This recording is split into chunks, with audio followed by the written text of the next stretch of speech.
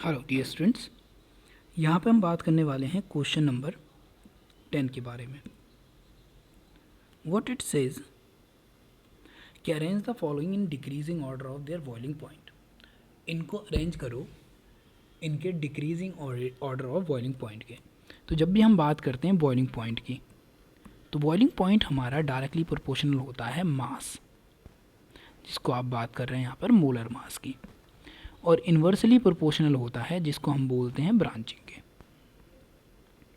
Then what to से कि यहाँ पर जितनी ज़्यादा ब्रांचिंग होगी उतना ही ज़्यादा क्या होगा, आपका जो बॉइलिंग पॉइंट है वो कम हो जाएगा, और जितनी कम ब्रांचिंग होगी उतना ही ज़्यादा आपको बॉइलिंग पॉइंट देखने को मिलेगा।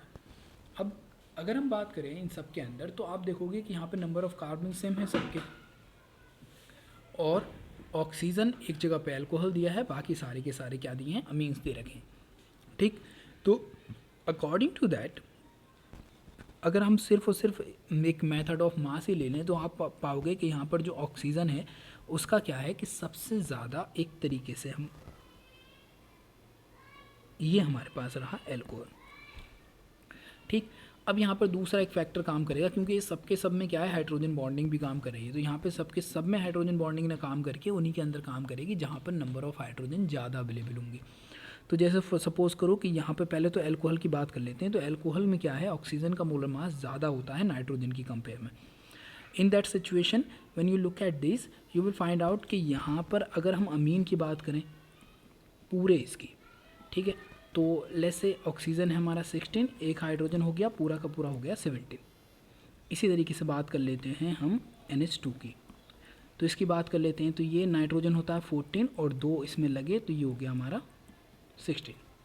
ठीक, तो थोड़ा सा मॉलिक्यूलर मास है, इससे कोई ऐसा खास फ़र्क पड़ेगा नहीं, लेकिन फिर भी जब भी हम अल्कोहल की बात करते हैं तो अल्कोहल का जो बॉइलिंग पॉइंट होता है वो हमेशा ही ज़्यादा होता है अमीन्स की कंपेयर में। ठीक है, क्योंकि जब आप बात करते हो बॉइलिंग पॉइंट की, तो सबसे पहले आते हैं जिनका सबसे ज़्यादा बॉइलिंग पॉइंट होगा वो होते हैं कार्बोक्सिलिक एसिड, उसके बाद आते हैं अल्कोहल्स। ठीक, तो इन दैट कंडीशन फिर उसके बाद आते हैं, जब आप बात करोगे तो इसके बाद आते हैं आपके अमीन्स। That's the reason. ठीक, तो अल्कोहल तो हमारा ए वाला ऑप्शन तो हमारे साथ टॉप पे होना चाहिए, यानी कि ये दोनों ऑप्शन तो हमारे गए। इन्होंने डिक्रीजिंग ऑर्डर को बोला है, तो दैट्स वाई हमारा ए का रहेगा एकदम फर्स्ट पोजीशन पे रहेगा। अब बात कर लेते हैं हम ब्रांचिंग के केस में। तो लेट्स से इसकी एक ब्रांच है, इसकी 3 ब्रांच है और इसकी 2 ब्रांच है। ठीक है, तो अगर हम बात करते हैं कि भैया जो पहली कम ब्रांच वाला होगा वो ज़्यादा होगा, तो दैट्स वाई ये आ गया हमारा बी वाला कम ब्रांच वाला। उसके बाद उससे ज़्यादा किसकी ब्रांचेस है, तो उससे ज़्यादा ब्रांचेस हमारे डी ऑप्शन की, then that's come D. And then हमारा लास्ट में बचा है सी वाला। यही इनके बॉइलिंग पॉइंट का ऑर्डर होता है।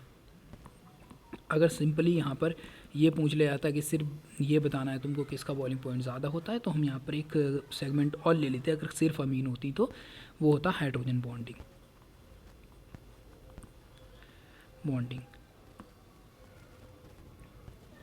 which will form more number of hydrogen bonding, that will be more,